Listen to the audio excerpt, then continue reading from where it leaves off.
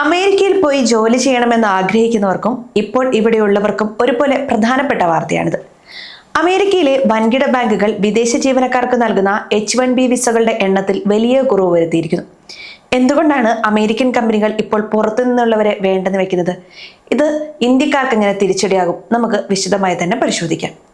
അമേരിക്കയിൽ ബാങ്ക് ജോലി എന്ന് കേൾക്കുമ്പോൾ നമ്മുടെ നാട്ടിലൊക്കെ വലിയ ബഹുമാനമാണ്. പ്രത്യേകിച്ച് IT മേഖലയിലും ഫിനാൻസ് മേഖലയിലും ഉള്ളവർക്ക് ഗോൾഡ്മാൻ സാക്സും JP മോർഗനും ഒക്കെ സ്വപ്ന സ്ഥാപനങ്ങളാണ്. എന്നാൽ 2026 ഏറ്റവും പുതിയ കണക്കുകൾ പ്രകാരം ഈ കമ്പനികൾ പുതിയ വിസ അപേക്ഷകൾ നൽകുന്നത് 10% മുതൽ 60% വരെ കുറച്ചിരിക്കുകയാണെന്നാണ്.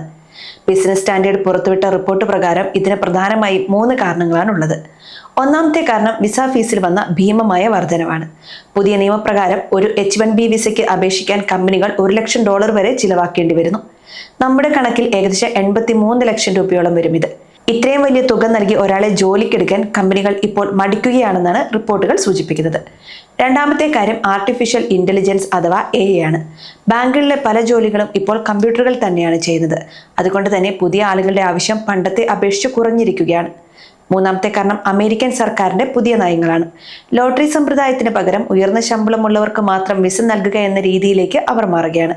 ഇത് സാധാരണ ശമ്പളത്തിൽ ജോലിക്ക് പോകാൻ ഇരുന്നവർക്ക് വലിയൊരു തടസ്സമായി മാറും. ഇനി നമുക്ക് കണക്കുകളൊന്ന് പരിശോധിക്കാം. അമേരിക്കയിലെ ഏറ്റവും വലിയ ബാങ്കുകളിൽ ഒന്നായ JP മോർഗൻ കഴിഞ്ഞ വർഷം 724 പേർക്ക് വിസ നൽകിയ സ്ഥാനത്ത് ഈ വർഷം അതായത് 516 കുറച്ചിരിക്കുകയാണ്. ഗോൾഡ്മാൻ സാക്സ് ആകട്ടെ 60% വിസകളാണ് വെട്ടിക്കുറച്ചത്. അതേസമയം സിറ്റി ബാങ്ക് പോലുള്ള ചില ബാങ്കുകൾ വിസ വർദ്ധിപ്പിച്ചിട്ടുമുണ്ട്. അതായത് എല്ലാവരും കുറച്ചു എന്ന് പറയാൻ പറ്റില്ല, എങ്കിലും മൊത്തത്തിൽ ഒരു മാന്ദ്യം ഈ മേഖലയിൽ കാണാനുമുണ്ട്. വിസ നയങ്ങളിൽ വരുന്ന വലിയ മാറ്റങ്ങളാണ് തൊഴിലുടമകളെ മാറ്റി ചിന്തിക്കാൻ പ്രേരിപ്പിക്കുന്നത്. അതുപോലെ തന്നെ പുതിയ പരിഷ്കാരങ്ങളുടെ ഭാഗമായി ചില പ്രത്യേക വിഭാഗത്തിലുള്ള H-1B വിസകൾക്ക് അപേക്ഷ ഫീസായി $1 ലക്ഷം വരെ നൽകേണ്ടി വരുന്നതും കമ്പനികൾക്ക് വലിയ സാമ്പത്തിക ബാധ്യത വരുത്തുന്നുണ്ട്. അതുപോലെ വിസ ലഭിക്കുന്നതിന് ഉയർന്ന ശമ്പളം ഉറപ്പാക്കണമെന്ന നിബന്ധനയും കടുത്ത പരിശോധനകളും IT ഫിനാൻസ് മേഖലകളിലെ അപേക്ഷകൾക്ക് കുറവ് വരുത്തുന്നുണ്ട്. അതുപോലെ സാങ്കേതിക വിദ്യയിലുണ്ടായ മുന്നേറ്റം കാരണം ഡാറ്റ എൻട്രി പോലുള്ള മേഖലകളിൽ ജോലിക്കാരെ ആവശ്യമില്ലാതെ വരികയും പകരം ഓട്ടോമേഷൻ കൊണ്ടുവരുന്നതും വിദേശ പ്രൊഫഷണലുകളുടെ ആവശ്യം കുറയാൻ കാരണമായി.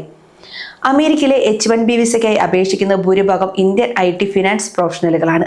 ബാങ്കുകൾ അപേക്ഷകൾ കുറയ്ക്കുന്നത് അമേരിക്കൻ സ്വപ്നം കാണുന്ന ആയിരക്കണക്കിന് ഇന്ത്യൻ യുവാക്കളെ പ്രതികൂലമായി ബാധിക്കും. വിസ സമ്പ്രദായം ലോട്ടറി രീതിയിൽ നിന്ന് മാറി ശമ്പളത്തിന് മുൻഗണന നൽകുന്ന രീതിയിലേക്ക് വന്നതോടെ ഉയർന്ന വൈദഗ്ധ്യമുള്ളവർക്ക് മാത്രമേ ഇനി അവസരങ്ങൾ ലഭിക്കൂ എന്ന സാഹചര്യമാണ് നിലവിലുള്ളത്. നിങ്ങൾ അറിയേണ്ട മറ്റൊരു പ്രധാന കാര്യം കൂടിയുണ്ട്.